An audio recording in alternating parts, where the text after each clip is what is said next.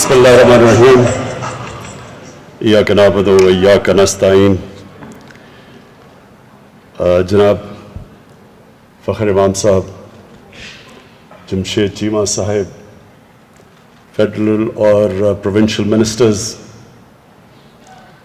Member parliaments और पाकिस्तान की जो रीढ़ की हड्डी मेरे किसान,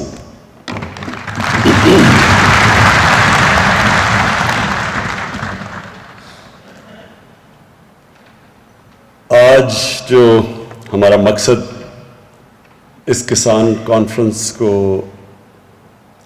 आप सबको यहाँ बुलाना था, उसका मकसद ये कि हम अपने मुल्क को, अपने किसानों को तो डायरेक्शन दें, लेकिन अपने मुल्क को भी इस चीज़ का एहसास दिलवाएं कि अब ये आने वाला वक्त वो नहीं है जो पीछे गुजर चुका है। पाकिस्तान को बड़े नए चैलेंजेस हैं और जो सबसे बड़ा चैलेंज आ रहा है सामने वो है फूड सिक्योरिटी। हमने इस पिछले साल 40 लाख टन गंदम हमने इंपोर्ट की, 40 लाख टन। इसका खर्चा जो हमें फॉरेन एक्सचेंज में देना पड़ा, वो उस मुल्क में जो पहले डॉलर्स की कमी है, तो वो सोचें कि अगर हम इसी तरह चलते रहे, आबादी हमारी तेजी से बढ़ रही है, आपको पता है बच्चों में तो माशाल्लाह हम खुद कफील हैं, और जिस रेट पे हमारी आबादी बढ़ रही है, अभी से हमें तैयारी करनी चाहिए कि ये अगले 5 साल, 10 साल, 15 साल हम कैसे अपनी आबादी के लिए अनाज पैदा करेंगे।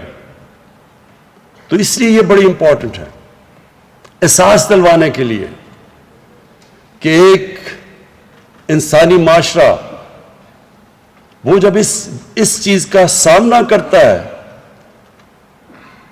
कि आगे जाके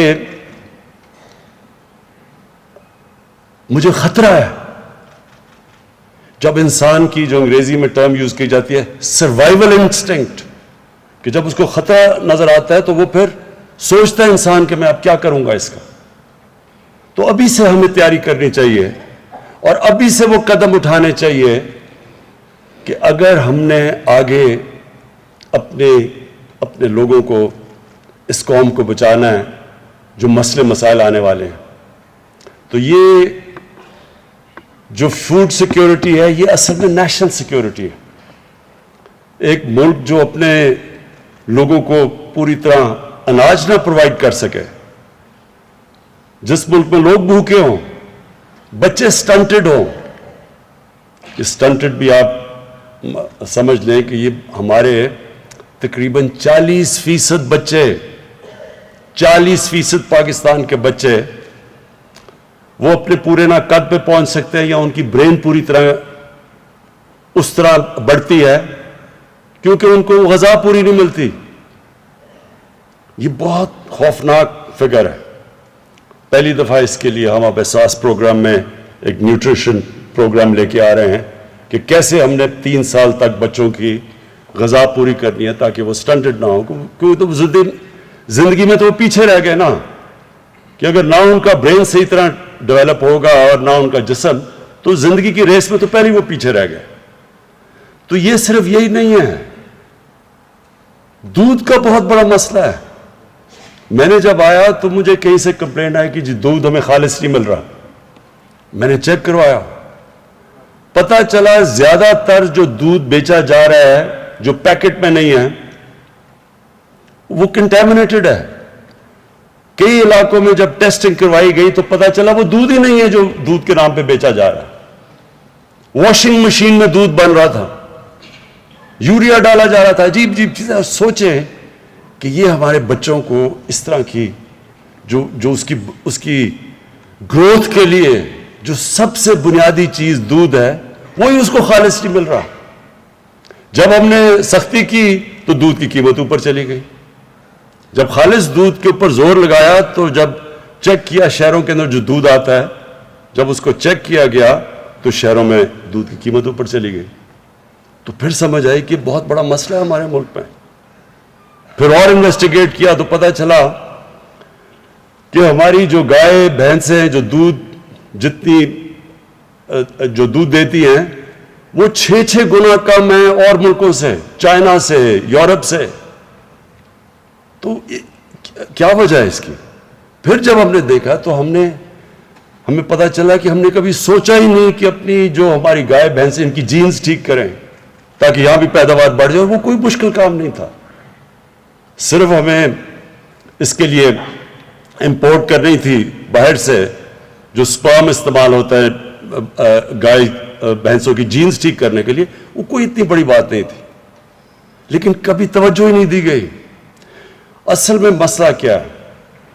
مسئلہ پاکستان کا ہے, ایک میں انگریزی کی ٹرم ہے ایلیٹ کیپچر, یا جو ملک ہمارا بنا وہ سب کے لیے نہیں بنا, وہ چھوٹے سے طبقے نے کیپچر کر لیا اس ملک کو, وسائل کو بھی, ساری اچھی سہولتیں ان کے لیے, مرات ان کے لیے.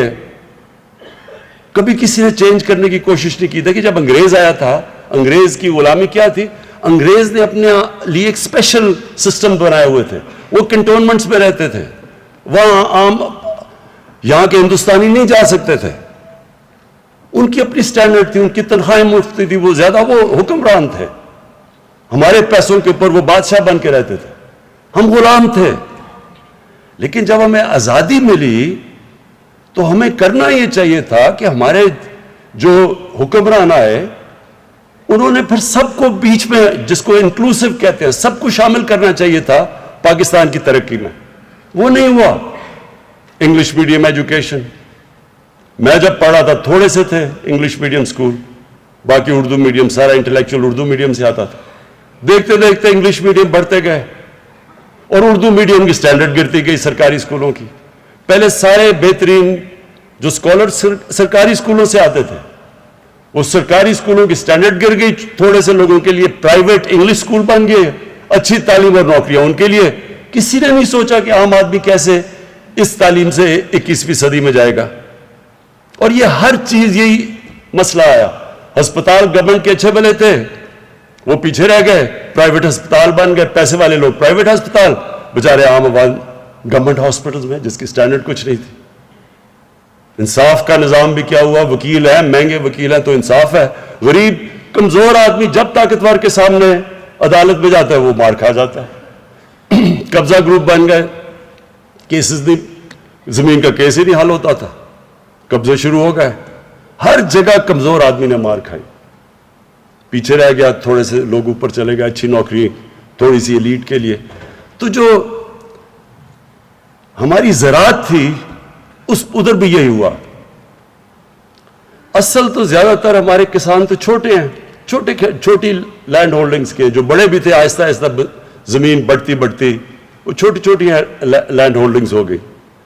تو جو چھوٹے کسان تھے ان کی جب تک ان کی مدد نہ ہم کرتے, ان کے پاس تو وسائل نہیں تھے کہ وہ سیڈ اچھی سی دنیا سے ڈیولپ کرتے یا لے کے آتے یا امپورٹ کرتے. ان کے پاس تو پیسہ نہیں تھا, کریڈٹ نہیں تھا, ان کے پاس تو اتنے پیسے نہیں کہ وہ پیسہ خرچ کر کے اپنی زمین کی پیداوار بڑھاتے, نہ وہ مارکیٹ کر سکتے.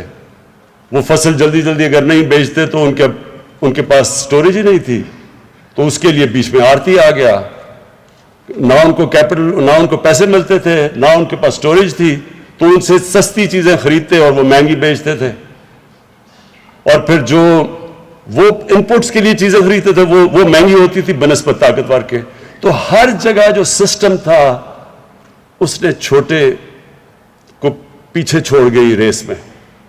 اور جو انسانی معاشرہ ہوتا ہے جس میں انسانیت ہوتی ہے, وہ پہلی چیز اس کی حکومت دیکھتی کمزور طبقے کو ہے.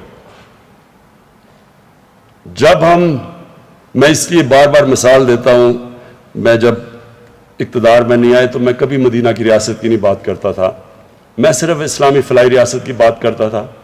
اور پھر میں جو 3 اصول تھے مدینہ کی ریاست کے, جسے جو بنیاد رکھی گئی مسلمانوں کی عظمت کی, جب امامت کی انہوں نے دنیا کی کئی سو سال, وہ تھا انصاف، انسانیت اور خودداری۔ جو مدینہ کی ریاست تھی اس نے کیا کیا تھا جو باقی مختلف تھا دنیا میں؟ انہوں نے سب سے پہلے نچلے طبقے کو اٹھایا تھا۔ اور جو چائنا کی آج دنیا میں سب سے تیزی سے اوپر جا رہا ہے، اس نے کیا کیا تھا؟ اس نے اپنے پچھلے 35 سال میں جب 70 کروڑ لوگوں کو غربت سے نکالا تو تب وہ سپر پاور بنے۔ اور انہوں نے ایسے کیا کہ انہوں نے اپنے کسانوں کی، چائنا میں بھی چھوٹی چھوٹی ہولڈنگز تھی، غربت اصل میں دیہاتوں میں تھی، تو چائنا نے اپنے ملک کو اٹھانے کے لیے وہ چھوٹے کسانوں کی مدد کی، جو کہ ہمیں 74 سال پہلے شروع کر دینی چاہیے تھی، جو ہم نے نہیں کی۔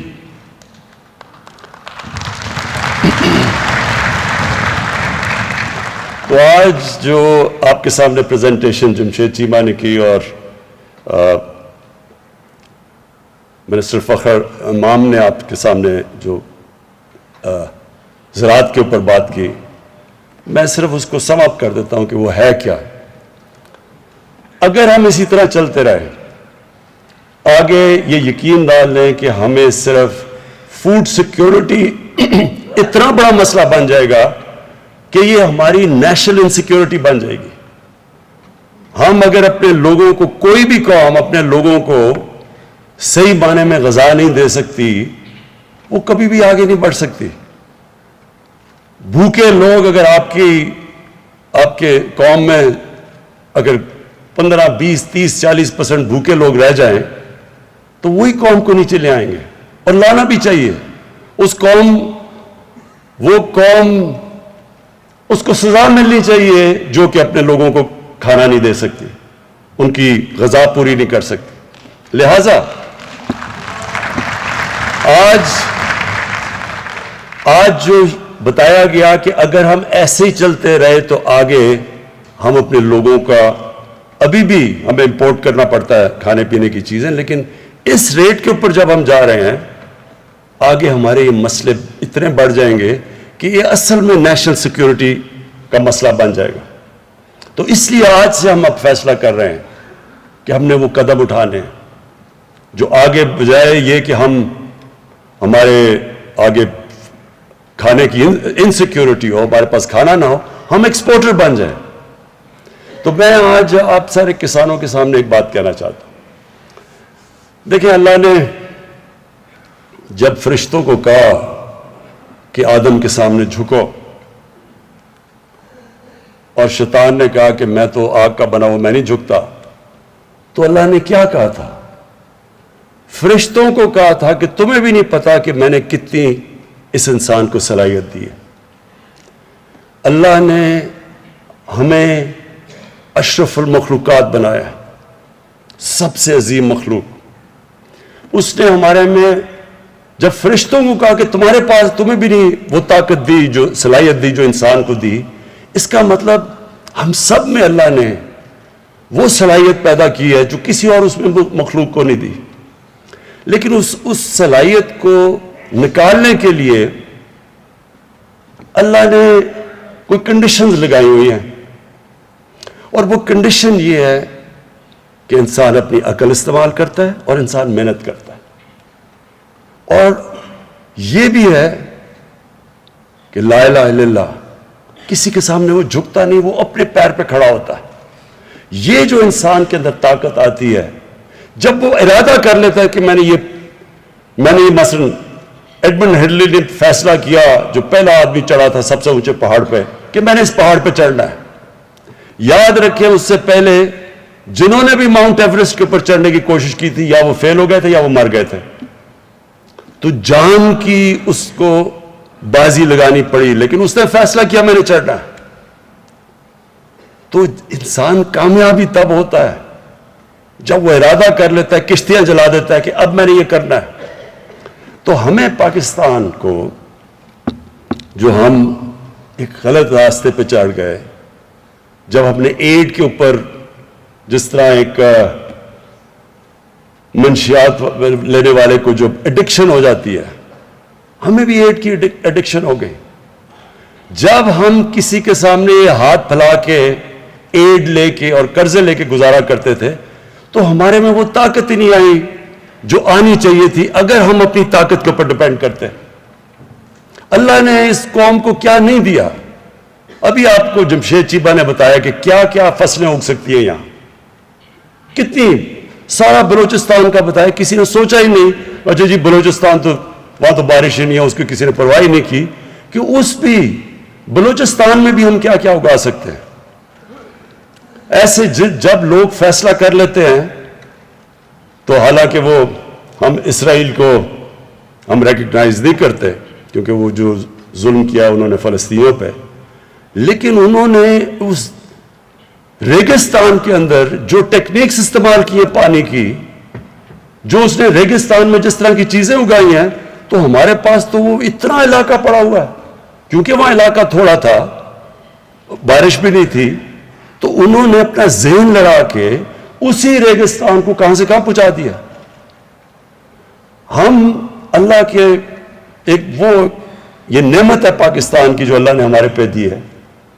12 موسم ہے یہاں, اوپر سے شروع کریں آپ کاراکورم سے اور نیچے تک جائیں تو ہر جگہ پہ ہمارے پاس ہم ہر قسم کی کچھ بھی اگا سکتے ہیں, پھل اگا سکتے ہیں, کچھ بھی اگا سکتے ہیں. لیکن ہم نے کبھی سوچا ہی نہیں اس طرف.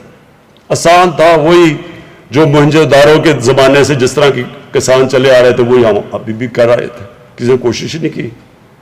تو ہم نے جو فیصلہ کیا ہے کہ اب ہم ہر طرح یہ ارادہ کر لیا ہے کہ اب ہم نے اس ملک میں ہر قسم کسان کی مدد ہی نہیں صرف کرنی, کسان کے لیے ریسرچ کر کے اس کو بتانا ہے کہ ہر علاقے کے لیے کیا کیا چیز بہترین ہوگی, زوننگ کرنی ہے.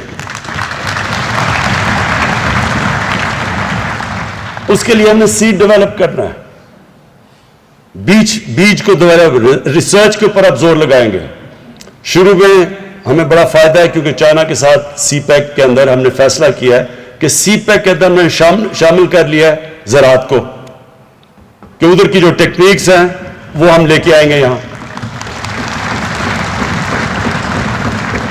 فخر مام نے بتایا کہ ہندوستان میں کسان کتنے زیادہ اس کے پاس امپلیمنٹس ہیں زراعت کے, اور ہمارے پاس صرف ٹریکٹر ہے یا پتہ نہیں حال ہے.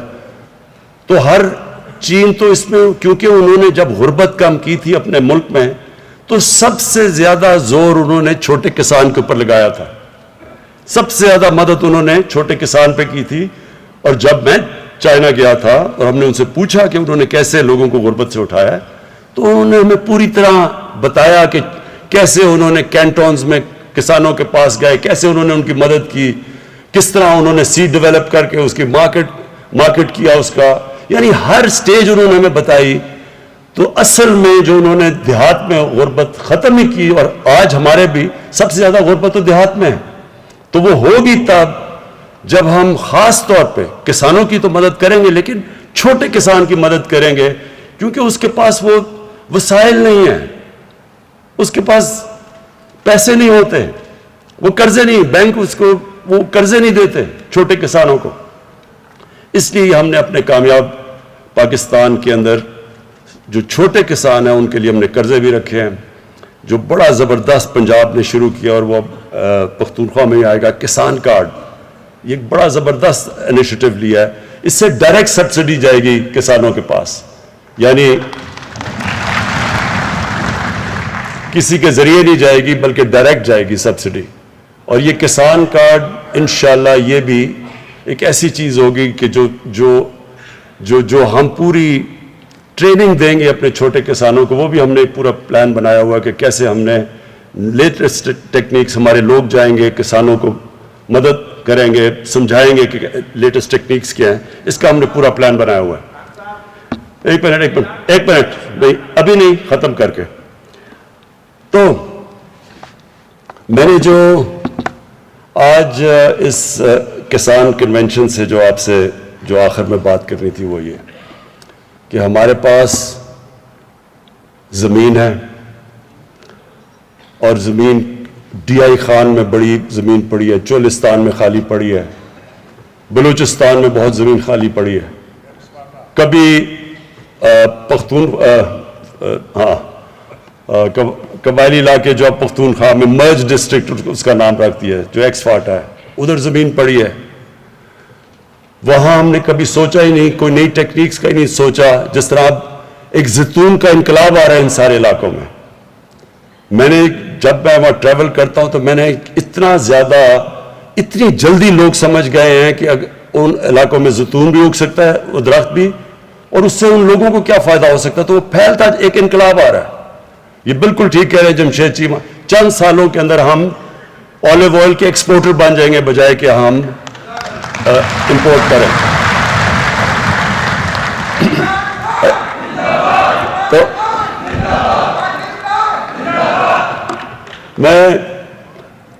تو میرے میں پورا یہ اپنی قوم پہ اعتماد ہے کہ ایک دفعہ ہم مدد کریں لوگوں کی. ہمارا کام ہے ساری دنیا سے لیٹسٹ انفارمیشن لائیں کسانوں کے لیے, لیٹسٹ ٹیکنیکس لے کے آئیں آپ کے لیے, زوننگ کروائیں کہ کیا کیا اگ سکتا ہے. مثلا میں نے اپنے گھر میں ایووکاڈو لگایا اور میں حیران ہو گیا کہ جتنا بہترین ایووکاڈو اس علاقے میں اگتا ہے. اب ایووکاڈو وہ سبزی ہے جو ساری سبزیوں میں سے سب سے مہنگی سبزی سمجھی جاتی ہے.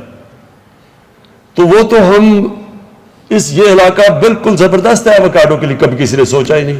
یہ آپ ایکسپورٹ کر سکتے ہیں. تو پاکستان میں صرف ہم نے جو آج تک اپنا ذہن ہی نہیں لڑایا اس طرف, کسی نے سوچا ہی نہیں کہ اللہ نے یہ کتنی بڑی یہ ملک ہمیں نعمت دی ہے. ہم نے سوچا ہی نہیں کہ ہم اس کا کیسے پوری طرح اس کا شکر ادا کیسے کریں گے کہ اس کو صحیح معنی میں اس کی قدر کر کے. تو ابھی تک تو ہم نے قدر نہیں کی. تو اب ہمارا پورا پلان ہے, یہ جو میں کنونشن کا صرف آپ کو یہ کہنا چاہتا ہوں کہ اب پوری یہ گورنمنٹ کا زور ہوگا, ساری ہماری اس پہ ریسرچ بھی ہوگی, ہماری پوری توجہ ہوگی, مسلسل ہماری میٹنگز ہوں گی. کسان ابھی جو رہنما ابھی بات کی انہوں نے جو ایسوسیشنز کے پریزیڈنٹس ہیں, ان سے ریگولرلی آپ سے انٹریکشن رہے گا کہ آپ کو مسئلے آ رہے ہیں, آپ کے پرابلم سٹوریج کے ہیں, وہ مارکیٹنگ کے پرابلمز ہیں. سب سے بڑا تو مجھے یہ پتا چلا, خوف آیا کہ 30% ہمارے پھل اور ہماری سبزیاں ضائع ہو جاتی ہیں. 30%. اور وہ کیوں ضائع ہو جاتی ہیں کہ نہ وہ ایک سٹوریج نہیں ہے, دوسری ٹرانسپورٹیشن میں وہ چلی جاتی ہے, اور تیسری پھر انتظار جو کرنی پڑتی ہے کسان کا اور ڈائریکٹ مارکیٹس کا, اس کے بیچ میں کوئی کنیکشن نہیں ہے. تو جو چائنا میں ہم جب گئے تو انہوں نے ہمیں کیا بتایا, وہ ایک ٹرم استعمال کرتے ہیں ورچوئل مارکیٹس. ہوتا کیا ہے کہ وہاں ایک مارکیٹ ہوتی ہے, ادھر جاتا ہے کسان, وہ کہتا ہے جی میرے پاس یہ چیزیں ہیں, وہ وہاں کہتا ہے, ادھر سے وہ کنیکٹ کر دیتے ہیں ان کو شہروں کے اندر. ادھر لوگ بیٹھے ہوتے ہیں, وہ انفارمیشن ٹیکنالوجی کا استعمال ہے, آٹومیشن ہے, وہ ادھر سے بتا دیتا ہے. وہ کہتا ہے جی اچھا, وہ پھر اس پہ دکھاتا ہے کہ یہ میرے پاس یہ گائے بھینسیں یہ ہے, میں بیچنا چاہتا ہوں. وہ ادھر سے بیٹھ کے بتا دیتا ہے اچھا مجھے یہ چاہیے. سیدھا وہ وہاں سے گیا, وہ سیدھا ادھر, کسان کو بھی پیسے زیادہ مل گئے, اور جو اس کا جو پروڈکٹ ہے وہ سستا مارکیٹ میں بکا, عوام کو بھی فائدہ ہو گیا, سستی چیزیں مل گئی اس کو بھی. سو یہ جو نئی چیزیں ہیں یہ ساری اب ہم لے کے آئیں گے. کوشش صرف یہ ہوگی کہ کسان خوشحال ہو ہمارا. جب کسان خوشحال ہوگا تو وہ اپنی زمین پہ پیسہ لگائے گا. جس طرح ہم نے فیصلہ کیا کہ ہم نے جو کسان جب گنا شوگر مل پہ لے کے جاتا ہے تو فوری طور پہ پہلے کرشنگ صحیح ٹائم پہ شروع کریں, ڈیلے نہ کریں, اور اس کے بعد اس کو پورا پیسہ دیں, اس کی پوری قیمت دیں. اگر سپورٹ پرائس ہے تو اس کی پوری قیمت ملے, اور اس کے بعد پیسہ فوری دیں. یہ نہ کہ 1 سال تک اس کے پیسہ نہ دیں. صرف اس قانون کی وجہ سے کسانوں کے پاس پیسہ زیادہ آیا. پہلی دفعہ اتنا زیادہ پیسہ ملا, تقریباً 1100 ارب روپیہ. جو ساری چیزیں, گندم کا اچھا پیسہ ملا, چاول کا ملا, مکئی کا ملا, گنے کا ملا. اس سے جو پیسہ گیا 1100 ارب روپیہ کسانوں کے پاس, وہ پیسہ انہوں نے لگایا اپنی فصلوں پہ, اور اس کی وجہ سے ریکارڈ گندم بھی ریکارڈ ہوئی, گنا آلموسٹ سیکنڈ ہائیسٹ ہمارا گنا کا ہوا, چاول بھی ریکارڈ ہوا, اور پھر مکئی بھی ریکارڈ کراپس ہوئی. تو یہ اس لیے ہوا کہ ان کے پاس پیسہ آ گیا. تو ہماری کوشش یہ ہے کہ جتنا ہم اپنے کسان کو خوشحال کرتے جائیں گے اتنا ہی اس ملک کی پیداوار بڑھتی جائے گی. جتنی ہم اس کو نئی ٹیکنیکس بتاتے جائیں گے, ٹیکنالوجی لے کے آئیں گے, سیڈ ڈیولپ کریں گے, مارکیٹ کریں گے, اتنا ہی وہ خوشحال ہوگا, اتنا ہی ملک کی پیداوار بڑھے گی. آخر میں ایک مولانا رومی نے ایک دفعہ کہا کہ اللہ نے انسانوں کو کہا کہ اللہ نے جب تمہیں پر دیے ہیں شاہین کی طرح اوپر اڑنے کے لیے تو کیوں چونٹیوں کی طرح زمین پہ رینگ رہے ہو. اللہ نے ہم سب کو صلاحیت دی ہے. ہمیں یہ ضرورت نہیں ہے کہ ہم کسی کے سامنے ہاتھ پھیلائیں, ہم کسی کے سامنے جھکیں. ہم سب کے پاس ہمارے پاس ہر چیز اس نے دی ہے. ایک منٹ ہمیں ہر چیز دی اللہ نے.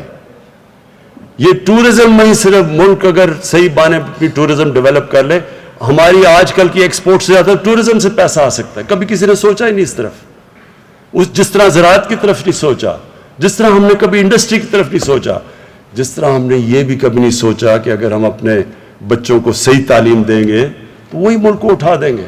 صرف بجائے تھوڑے سے ایلیٹ طبقے کو اچھی تعلیم دیں, کیوں نہ ہم عوام کو دیں. تو یہ جو پاکستان ہے, میرا یہ ایمان ہے کہ اللہ نے یہ ملک ایک خاص مقصد کے لیے بنایا تھا.